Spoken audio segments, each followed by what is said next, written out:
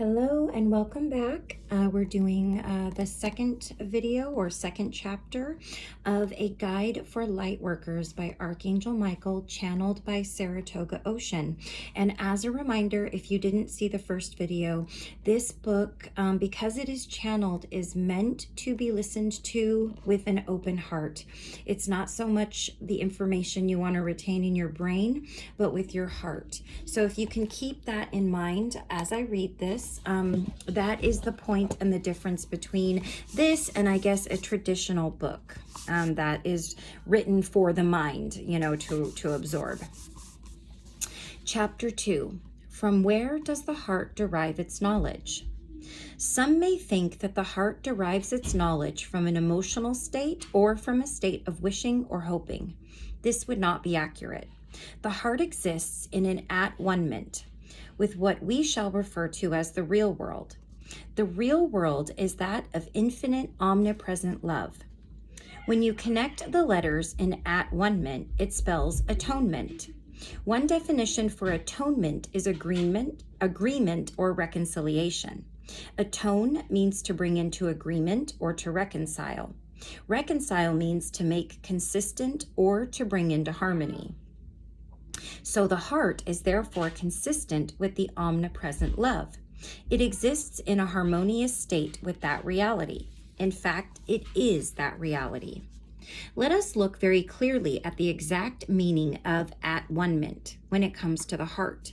It means that the heart is omnipresence. The heart is God. The heart literally exists in the real world. So what does this mean to you? In order to answer that question, we must first examine the current erroneous perspective that we collectively tend to have here on Earth. This is important in order to understand the filters that we are perceiving life through. The first error in perception is that we unwittingly try to locate God, omnipresence, and the heart in the same space-time continuum as that of this finite reality. We automatically look for such things in terms of what we think should be their linear positions. This is how our 5 physical senses are geared, and we falsely assume that everything can be known in this way. We look for God in the same way that we might look for a set of lost keys. Where is it? We say to ourselves. It is interesting that we assume that God is not anywhere we are, and we tend to look up into space to locate it there. In terms of the heart, we know experientially that it is located somewhere in our chest because that is where we tend to feel the center of ourselves when it comes to love. We also know that we have a physical heart which appears to be located in the same general area. Because we perceive ourselves as primarily physical, and for some it is only physical, anything that cannot be measured in time and space as we know it is difficult to deal with because we have no way to physically prove to ourselves that it exists. This point is vitally important to understand because it is the reason that we tend to doubt the things that are most necessary for us to know. The first thing to accept is that God cannot be physically located in the finite physical world. That does not mean that you will not see manifestations of divinity. It means that the finite physical world asks us to see everything according to its own terms of existence. If something cannot be recognized in those terms, then its existence and its validity will automatically be in question. So what are the terms of the finite physical world? Quite simply, everything here is known by what it is not. For example, you know you are poor only because you are not rich. Likewise, you know that you are rich only because you are not poor.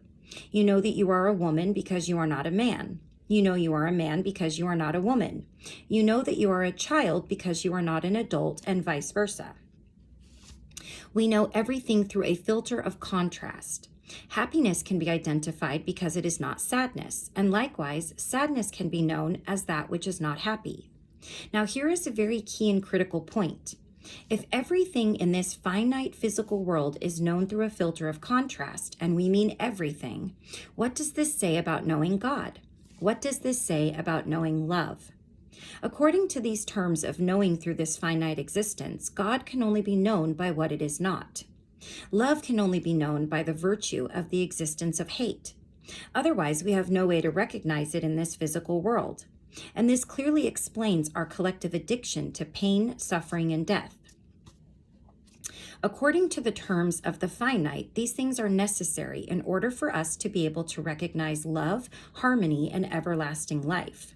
We have made pain, suffering, and death into a spiritual religion because here in the finite, it is deemed the only way to appreciate and know God. According to the laws of the finite, God does not exist without this contrast. There are certain conditions present in the finite that produce this primary filter of contrast as the only clear way in which to know anything. The problem on this planet is that we tend to stop our knowingness at these primary filters. In fact, we don't even realize that such filters exist. We tend to believe that it is what it is. There is nothing more, so we perceive. What if these filters are simply not valid in the wider universe of all creation? What if knowing through contrast is peculiar to our situation here? This notion exists as a profound and powerful paradigm shift in perception. We are finally in a place on an evolutionary basis where we can begin to stand back from this filter and actually see it for what it is rather than only seeing through it. The process that this involves is as simple as taking off a pair of glasses that you didn't know you were wearing. But what is different about these glasses is that instead of acting as an aid to knowing, they actually make you blind to most of what you need to recognize and see. The heart does not wear such glasses. The heart possesses no filters. It is pure, unadulterated love. It is pure, unadulterated God.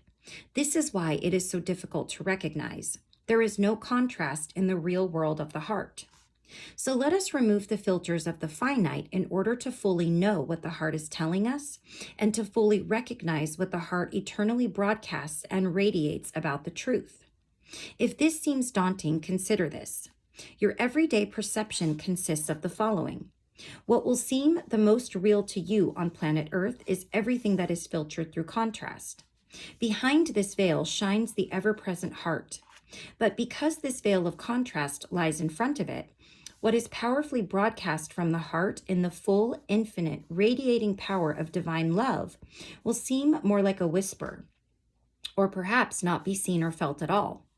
The mind, whose job it is to interpret everything through this exact same veil, will try to help you out by informing you that the heart signal is weak, inconsequential, or simply non-existent. It will tell you that relying upon it is risky business at best.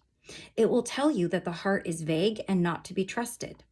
Remember, in a world where everything is known by what it isn't, anything known only by what it is cannot be trusted as valid. There is simply no basis for it in our outside world of perception.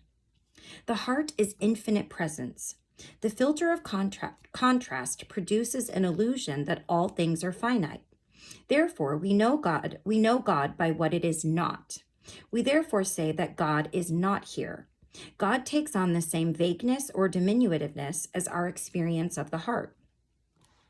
Thus, we cannot readily see or feel the presence of God. We attempt to know God through this same filter and find contrast and contradiction everywhere we look. Think for a moment about the biblical story of Genesis and the Garden of Eden. This is a perfect metaphor for what we have just described. The serpents tempt Eve and then Adam to eat from the tree of the knowledge of good and evil. Need we say more? The knowledge of good and evil clearly refers to this filter of contrast. This one simple concept is the source of all confusion, delusion, and illusion. How can there possibly be good and evil after all? The truth is, there can't be. It is all an illusion caused by one singular source. The exact makeup of that source and its matrix is explained in the final elimination of the source of fear. That's a chapter in this book. Now, this is not to say that there is not a clear manifestation of this illusion. Of course there is. We live in it every single day on this planetary sphere as a witness and experience pain, death, and suffering. Have you ever noticed how often nations look to war to achieve peace? This is another perfect example of knowing something by what it isn't. It is a very strange yet understandable knee-jerk reaction to want peace and then use war as a means to achieve it. If peace is known by what it isn't, then more wars would be the best way to get there.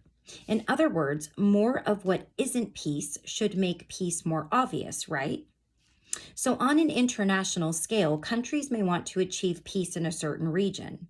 They will attempt to create it in one of two ways, but always by using the laws of contrast. The first way is to create war. In other words, it is like saying, "We will create so much war in your country that you will be begging for peace."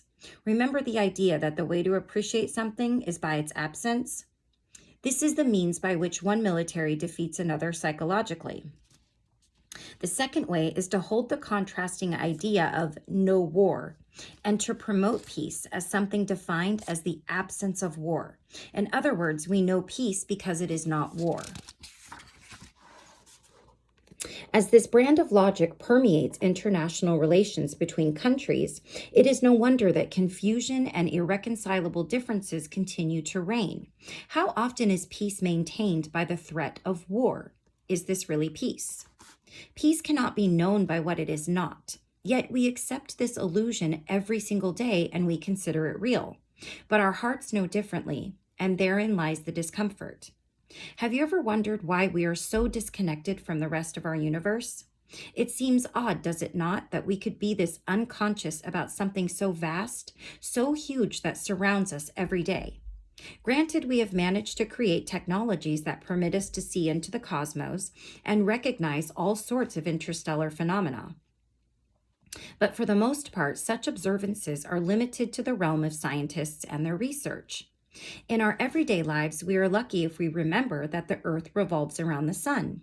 We still continue to frame that occurrence as the sun rises and sets, which it doesn't. Once again, we unwittingly know the Earth by what it is not. It is not the entire rest of the universe. We are provided with a primitive sense of security because we tend to perceive our planetary realm as the only life there is. We live as though there is nothing else. Our attempts to conquer space through our technologies do not in any way impinge upon our illusion that we reside at the center of all that is. We are simply stretching out to take over the worlds and bring them into the fold of how we see the universe. How does this filter of contrast affect people in their individual lives? There are countless examples. Have you ever wondered why the more you may try to get rich, the poorer you may experience yourself to be? On a subconscious level, more poverty supposedly means greater appreciation for wealth, which is supposed to translate into more desire. More desire for wealth is supposed to translate into a greater effort to get rich. But it doesn't work because you are stuck in a filter that falsifies the definition of wealth. The filter says that wealth, like everything else, is defined by what it isn't. In other words, wealth is defined by the existence of poverty. So this filter tries to achieve wealth by outlining it with greater poverty and greater contrast. You, unfortunately, become the mechanism of poverty designed to amplify the perception of wealth. On some deep unconscious level, the belief is that if you can amplify this perception of wealth by being poor, then such wealth will become more evident and therefore closer to your grasp. Another common example of this manifestation is found in the scenario where a person is desperate to find a loving relationship. The harder they try, the worse things get. They may even find people virtually fleeing from them without explanation. In their desperation, they will begin to make statements like, "There are no good men or women left," or "I am destined to be alone for life." How can this help? This particular filter is causing them to emphasize their loneliness more and more in an effort to produce contrast with the idea of a beautiful, loving relationship, thereby making it more visible and thus more accessible. This is precisely why you will see people doubling down on their negative statements when they are unable to create what they really want. The two scenarios described above show exactly how the filters of contrast can amplify the conditions of what you do not want. Your effort to be rich can produce greater poverty. Your effort to find a loving relationship can produce greater aloneness and loneliness. If you can understand this, you will begin to see what a roundabout, futile way this is to produce anything. It will always and inevitably produce only the opposite of what you say you want. The heart is a fascinating alternative. The heart is solely about pure creation, pure manifestation. From where does it derive this knowledge? The heart is the real world. In the real world, there is no duality. Everything is known by what it is, remember? Contrast is not necessary. Things are appreciated and loved by experiencing them. Life does not have to be extinguished in order to be recognized as something that you want. Therefore, life is eternal. There is no need for death to provide a contrast. Beauty is known in its pure state as beauty. It does not require ugliness in order to be recognized. Are you starting to get the idea? If you want to create something, you simply create it. There is no such thing as creating contrast and opposites in order to see and then get what you want. That is false, unsustainable creation, and it is unsustainable. What do you think change is all about? These ever-present forces of conflict and contrast produce a volatile soup of instability, and whatever we create must be constantly maintained and forcibly held together to prevent it falling apart. We exercise to prevent atrophy. We have to keep practicing any skill in order to keep it strong. What happens if you don't maintain vigilance in supporting friendships and relationships? They begin to deteriorate. Why does positive thinking require a never-ending effort? Does this seem natural to you? It doesn't to the heart. The heart doesn't believe in any of this because the heart already lives in the world where such things are absolutely unnecessary. It really does live there right now. This is not a future happening. This is where eternity lives. What does this mean to you in your everyday life? It means that you already live in eternity. You already exist in a universe where the filters of conflict and contrast do not exist. The amazing thing is that this world is far more real than the one you think you live in, where struggle, pain, and suffering rule the day, where one must exert considerable effort to find any moments of peace or solace, where one must grieve over death and dying in order to appreciate life. I'm so sorry. My son is playing virtual reality. He just turned it on. If it gets loud, I apologize. The mind will tell you that a world of love, peace, and eternity is boring. It will tell you that there is nothing to do in that world, nothing to achieve. But you must take into consideration the mind's paradigm. It is designated to filter reality. It does a perfect job of this. It invalidates anything that does not fit into its paradigm of contrast and conflict. So it perfectly weaves a perspective of illusionary contrast for you as it acts as an overlay to the real world of the heart. Now let us put to rest once and for all the mind's claim that there is nothing to do or achieve in the real world of infinite love. How about unlimited creation of anything and everything that exists as a manifestation of love? We don't know about such things here because we are like the proverbial car stuck in the ditch, spinning our wheels and dying before we get anything done. We endlessly repeat the same things over and over again in different forms as we tell ourselves that this is a wonderful path that is getting us somewhere. But where is that somewhere that we think we are getting to? In truth, it doesn't exist. Have you noticed that yet? But do not worry because the mind has an answer for that too. It will happen after you die, claims the mind. We look forward to death to provide some relief for our frustration. Surely things are better on the other side, we tell ourselves. Well, if they are better, then what are we doing here? It should be said at this point that the mind will not like this line of conversation. Without death as an escape hatch, the mind becomes very insecure. It is important to have that invisible other side as a way to increase our tolerance of these contrasting filters. It acts like a pressure relief valve in our consciousness. It lulls us into complacency while we falsely await salvation as our reward for leaving the planet. Although the mind may feel insecure, there is absolutely no reason for us to feel insecure. Remember that the mind is only a filter. It is a processing machine. It processes reality for us and acts as a false interpreter. How do you know it is false? Because it includes all manner of conflict, confusion, and irreconcilable uncertainties. How can this be real? The truth is that it can't be. The mind is a filter, not the truth. Your heart, on the other hand, is absolutely trustworthy. You will never see conflict there. There is only oneness, infinity, and love. Which would you rather rely upon for the truth in your perception?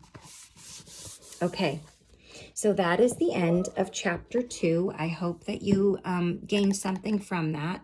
I definitely did. I like to read, you know, kind of to myself before I go on here in case I stumble on some big words or what have you. And I was like, going, yeah, whoa, you know, that really actually makes sense. I've never thought of it like that.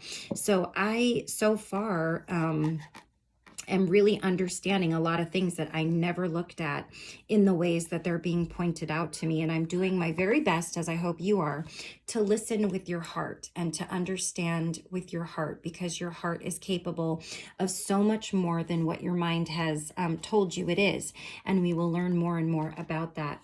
So I hope that you enjoyed this. Please like, comment, and subscribe if you feel so inclined. And I will see you in the next video. We will be reading chapter 3, entitled, What About Fear? So until next time, have a beautiful rest of your day or your evening, and I will see you on the next video. Take care. Bye-bye.